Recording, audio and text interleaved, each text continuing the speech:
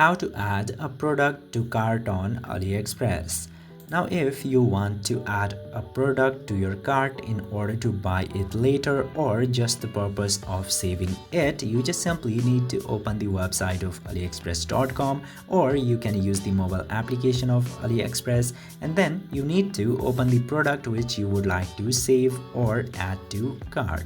Now I'm selecting this watch right here, and once you be in this page, you will directly get an option to add to cart.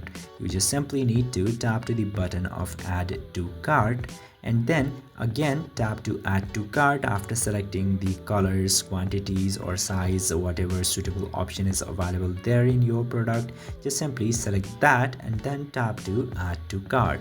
And like this, you can very easily add any item to cart on AliExpress. I hope this video was informative. If yes, don't forget to hit that subscribe button.